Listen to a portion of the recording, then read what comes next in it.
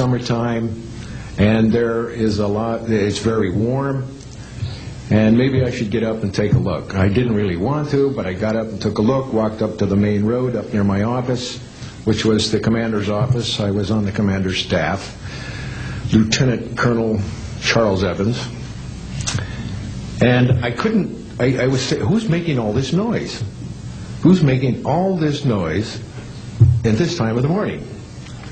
So when I got within about 50 yards of the 4 or 5 people that were standing there, one being the chief of security, they were looking up in the air, and I said, gee, their heads are all looking at the same direction. Well, I looked up to the west, northwest, and to my amazement, there were lights flashing around the sky, moving at anywhere from what seemed like 2,400 to about 3,800 miles per hour.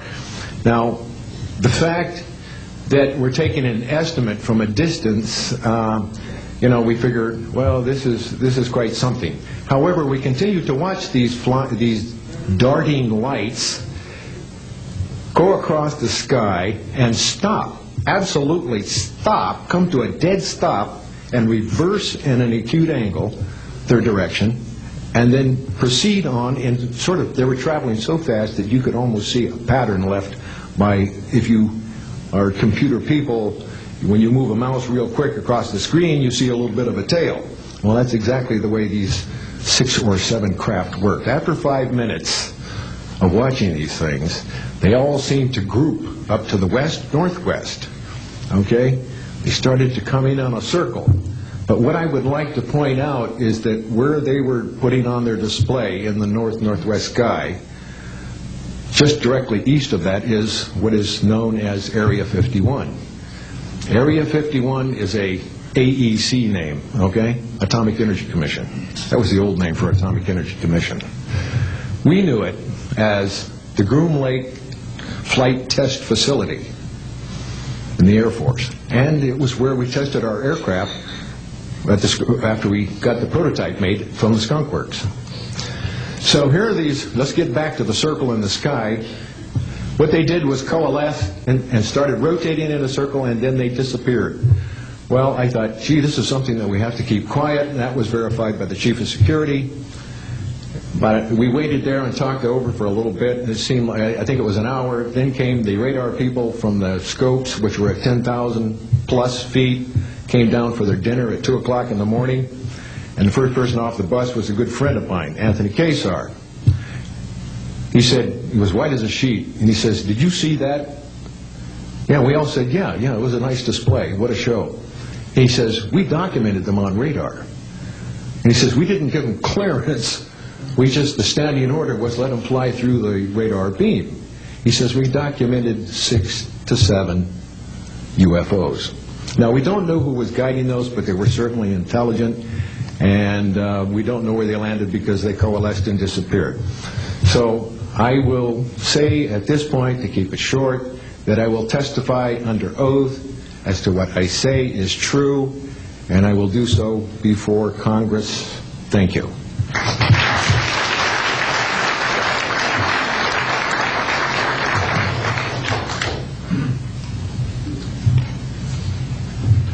My name is Robert Solis. Contrary to what it says on the card, I was not a lieutenant colonel in the Air Force. I was in the Air Force active duty after I graduated from the Air Force Academy in 1964 until 1971, and separated as a captain. In March of 1967, I was stationed at Malmstrom Air Force Base, Montana, as a missile launch officer, Minuteman missiles. On an early morning of March 16th, 1967, I got a call from my security guard, primary security guard upstairs. We had about 6, as I recall, flight security airmen upstairs. I was downstairs 60 feet underground in a capsule, monitoring and controlling 10 nuclear-tipped Minuteman missiles.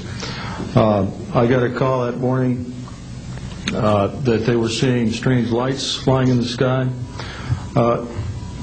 I disregarded that call. Told him to call me when something more significant happened. I got another call subsequent to that call, and this time it was a more intense tone in the guard's voice. It was very clearly very frightened. He said there was a bright, glowing red object hovering outside the front gate. It was oval-shaped. He had all the other guards out there with their weapons drawn. Right after that call, I woke up my commander, who was on a rest period, Fred Mywald, a retired colonel now, and told him about the phone calls. As I was telling him about the phone calls, my weapons started going down, one after the other. They went into a no-go condition, what we call a no-go condition. They were unlaunchable. We lost somewhere between 6 and 8 weapons that morning within minutes of having received that second phone call of a UFO hovering outside the front gate. Again that morning, after reporting it to the command post, we were informed that a very similar incident happened at Echo Flight. I was at Oscar Flight. They lost all 10 of their weapons under similar circumstances, very similar circumstances, where UFOs were sighted over the launch facilities. They had maintenance crews and security crews out there that had spent the night, and they were reporting UFOs over those sites. And the commander of that flight was Eric Carlson. He also separated as a captain, and the deputy commander was Walt Fiegel. He retired as a lieutenant colonel. We have those witnesses that I just mentioned, the names I just mentioned, have spoken of this event before, and they will back up this story. We also have documentation that I received through FOA requests from the Air Force outlining the Echo Flight incident, and including in that documentation a reference to UFOs. We have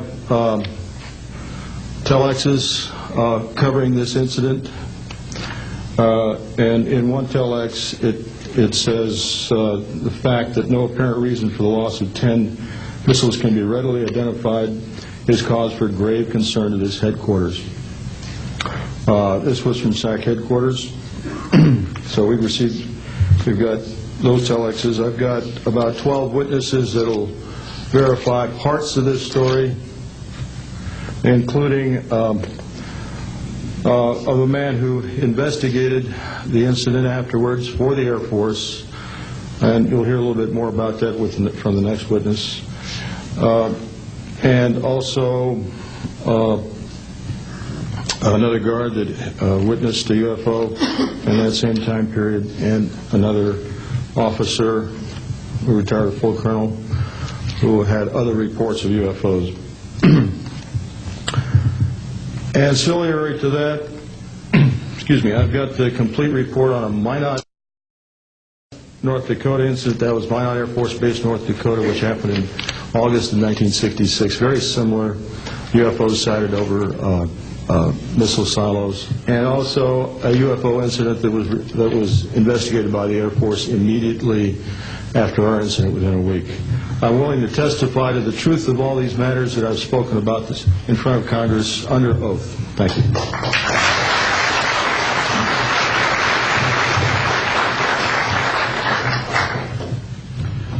Good morning. My name is Dwayne Arneson. I served 26 years as a communication electronics officer in the U.S. Air Force, all over the world, including Vietnam. I was lucky to be selected to be commander of 3 different units in the Air Force. I held a top secret SCI TK clearance, and for those who know, it is slightly above top secret. I retired in 1986 as a colonel at Wright-Patterson Air Force Base.